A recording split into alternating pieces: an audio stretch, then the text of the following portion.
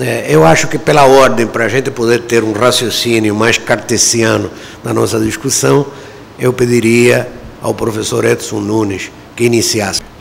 Boa tarde a todos, obrigado pelo convite.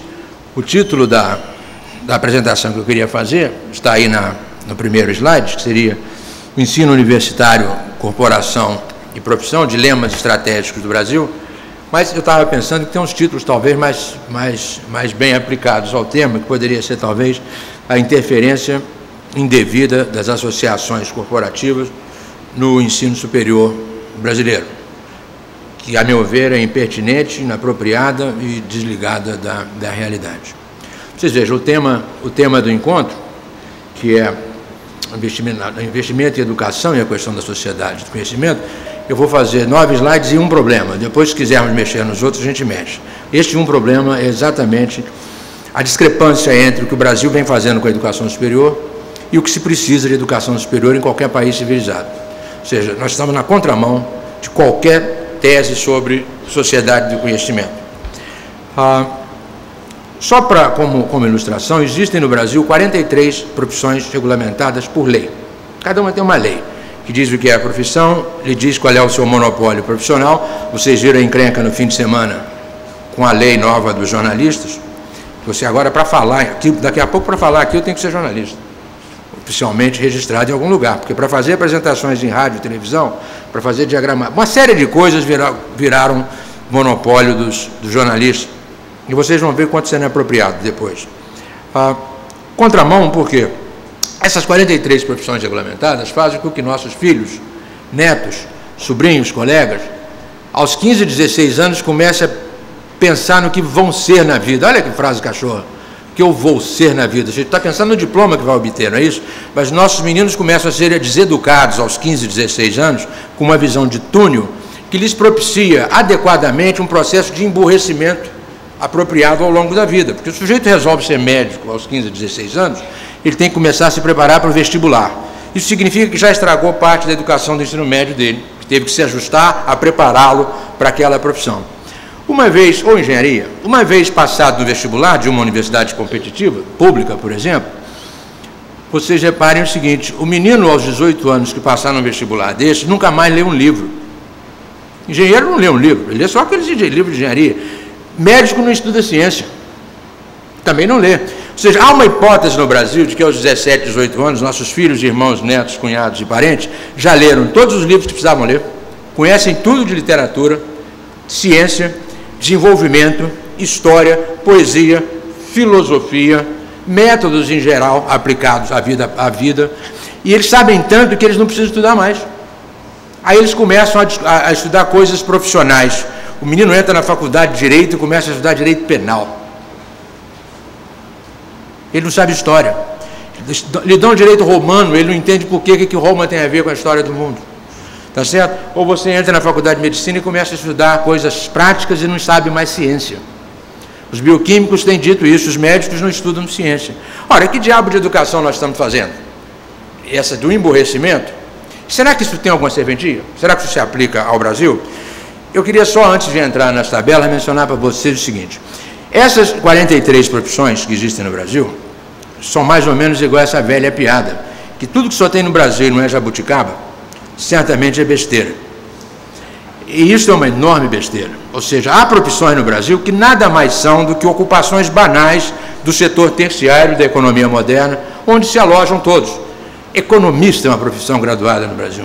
Administrador é uma profissão regulamentada no Brasil. Arquivista, bibliotecário, jornalista. Eu posso falar dessas 43, apenas umas 4 ou 5 vocês poderiam dizer que são profissões. O resto são ocupações civilizadas do mundo contemporâneo. E, aliás, não são profissões de outros países. Agora, aqui não só são profissões, como tem uma lei. Estatística é uma profissão. Eu, por exemplo, já fui autuado pelo Conselho Nacional dos Estatísticos porque publiquei umas pesquisas onde tinha umas tabelas. E eu não podia publicar tabela porque tinha umas análises de correlação. E aquilo é monopólio de estatística, eu tinha que ter um estatístico assinando a pesquisa, não precisava ter um matemático. Bom, feita essa primeira apresentação sobre a impertinência, da ignorância que estamos aplicando à nossa educação superior, eu peço que a gente possa ver ali na primeira transparência, apenas para vocês terem ideia do impacto dessas 43 profissões regulamentadas, dessas profissões regulamentadas, vocês vejam o seguinte, na coluna matrícula, onde está escrito Brasil, isso é o total de matrículas de educação superior brasileiro no ano de 2004. O número de baixo da coluna, de 3.317.000, é o número total de matrículas em cursos de profissões regulamentadas. O que significa 80% de todos os alunos da Universidade Brasileira, da Universidade não, da educação superior no Brasil, estão em profissões regulamentadas.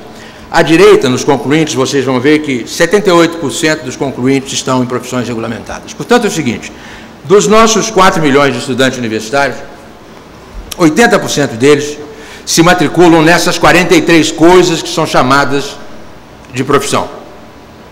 E repare uma coisa que não é uma agressão dizer, o seguinte, eu vou dizer uma coisa que pode parecer bobagem, mas é o seguinte, não existe ensino universitário no Brasil, só existe ensino profissional. Aquilo que se chama de universidade no Brasil é um vasto college, para usar uma palavra americana, perdulário, porque é de 4 anos, para ensinar ocupações que são perfeitamente aprendíveis em 2 anos, 1 ano e meio e 2, várias delas.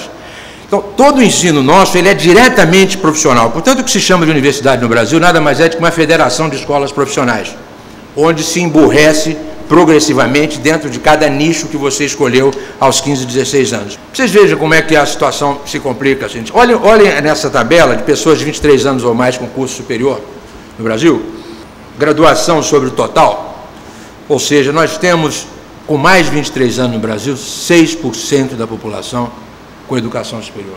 Nada mais do que isso. Isso é um número, isso é um estoque baixo para qualquer país, para qualquer vizinho nosso aqui da América Latina. Agora, com 6% de pessoas de 23 anos ou mais formadas em educação superior, não há muito que se esperar de fazer uma sociedade competitiva. Você não vai fazer uma sociedade competitiva ensinando profissões. Ao mesmo tempo, quando você ensina profissões, existe uma guerra entre universidades, Conselho Nacional de Educação e profissões, que é o seguinte, os profissionais dizem, vocês querem parar de abrir curso porque tem curso demais no Brasil? Porque tem curso demais que tem 6% da população com educação superior. Vocês querem parar de abrir curso de direito porque tem advogado demais? Ou curso de medicina porque tem advogado demais? E nós temos milhares de meninos estudando na Bolívia e em Cuba, sem poder registrar o diploma. Ou seja, o argumento de que tem demais é um argumento corporativo. Pode ser que, eventualmente, exista um profissional demais naquela área. Nós estamos crescendo uma taxa de uns 10% ao ano nos últimos 10 anos. A 10% você dobra em 7 anos, tá certo? Não tem perigo de você simultaneamente garantir qualidade de elite e fazer expansão nessa velocidade. Você tem que ter a coragem de dizer o seguinte, estou crescendo rápido, vou perder um pouco de qualidade no processo, mas vou garantir a recuperação da qualidade no tempo. Porque é impossível, são numeradores e denominadores que crescem a velocidade diferente, número de alunos e número de professores.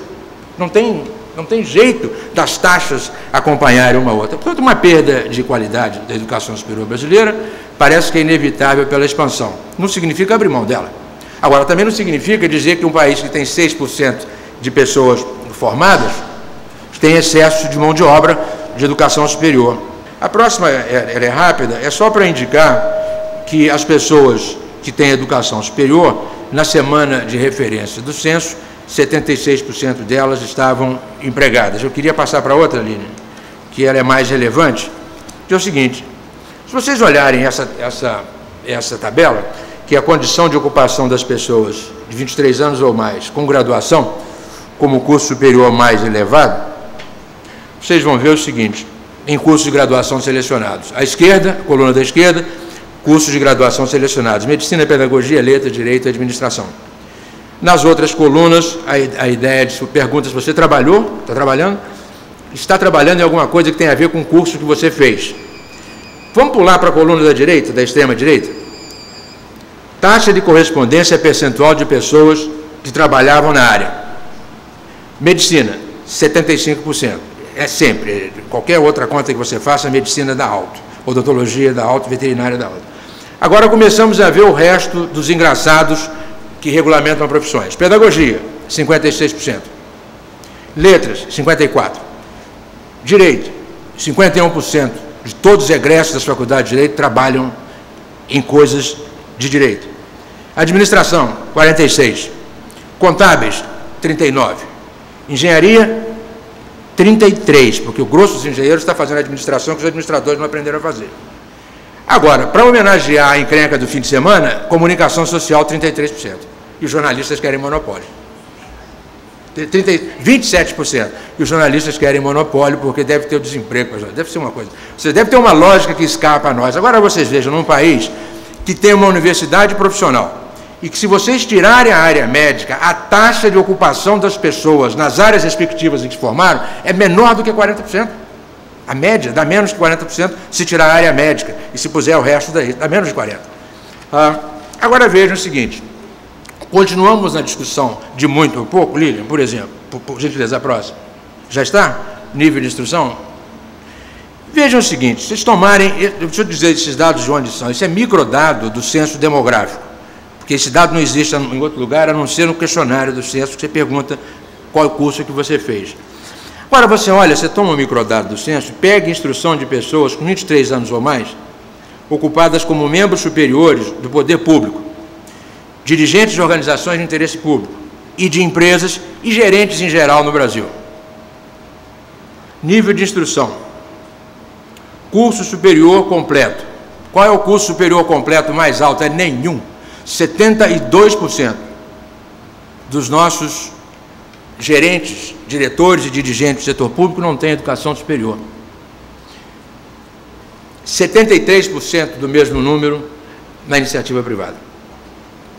Se vocês pegarem a próxima, pessoas de 23 anos ou mais com curso superior concluído segundo os 10 maiores cursos, em vez de ser selecionados como lá, eu peguei os 10 maiores cursos, porque os 10 maiores cursos ocupam 94% dos estudantes de graduação.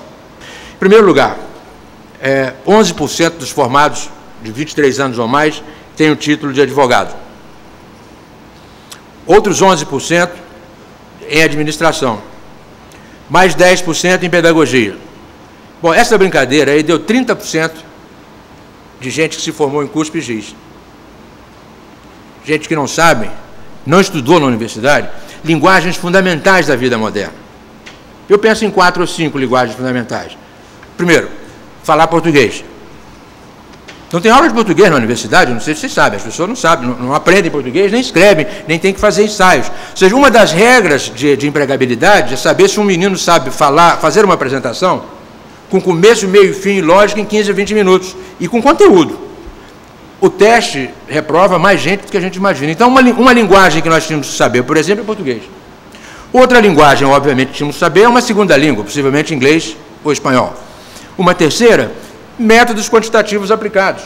Ou seja, para você saber fazer tabelas, saber um pouco ler a informação pertinente do mundo contemporâneo e colocar junto algumas informações aplicadas. Você não precisa saber resolver um sistema de regressões, você não precisa saber fazer cálculo, mas aplicadas. Você tinha que saber informática aplicada às práticas profissionais. E também tinha que ter noções de ciência, porque você não anda mais sem noções de ciência, as pessoas às vezes não sabem por que é mais tarde na Europa, mais cedo no outro lugar, porque elas não entendem latitude e longitude. As pessoas custam entender algumas coisas que são simples, são óbvias na vida. A próxima, por gentileza. Taxa de desemprego. Taxa de desemprego. Nós sabemos que no Brasil você tem coortes que sofrem muito com o desemprego. O pessoal de 18 a 23 anos sofre muito e um pessoal de 25 a 29 sofre muito. Você tem desemprego concentrado em algumas coortes muito fortes.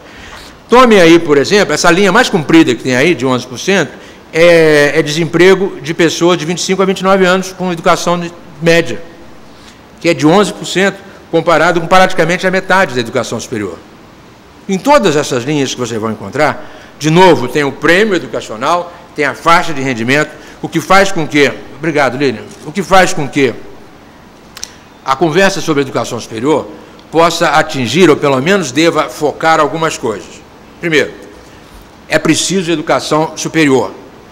É preciso começar a pensar em educação pós-secundária, não apenas em o que se chama de educação universitária, porque essa educação profissionalizante do Brasil está na contramão de equipar o Brasil com as suas melhores condições para ser competitivo em qualquer escala. Competitivo nacionalmente, competitivo internacionalmente.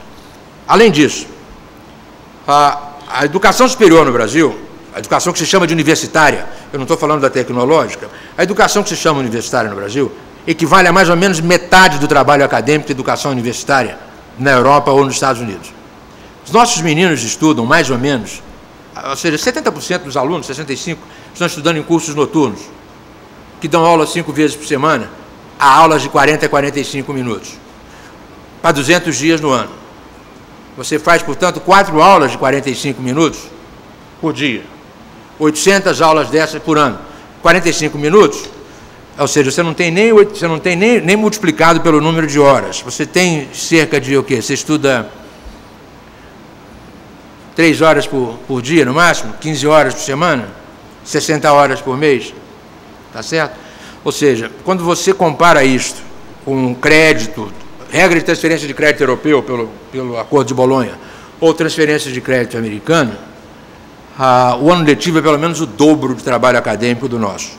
Quer dizer, ao final de 4 anos de trabalho, nesta coisa errada que nós estamos fazendo, o menino brasileiro terá estudado metade do que estudou um menino europeu ou um menino americano numa universidade de qualidade. De novo, não tem perigo de dar certo. Você não faz sociedade competitiva com este volume de trabalho acadêmico assim tão baixo. Portanto, nós temos um nó de educação superior no Brasil, um nó para a sociedade do conhecimento, que nunca começou a ser desatado, formalmente. Mas as estatísticas mostram que a sociedade já cuidou de desmoralizar o sistema. Esse sistema ele não vale mais nada, porque as pessoas não trabalham naquilo que estudam. Nós vamos ficar ou aceitando a realidade, portanto, vamos discutir uma reforma universitária de verdade, ou vamos continuar brigando como os jornalistas fizeram no Congresso para tirar aquela lei em que agora, daqui a pouco, nós vamos ter que ser jornalistas para estar sentados nessa mesa. Muito obrigado. Tem um jornalista me olhando com cara feia aqui. Obrigado.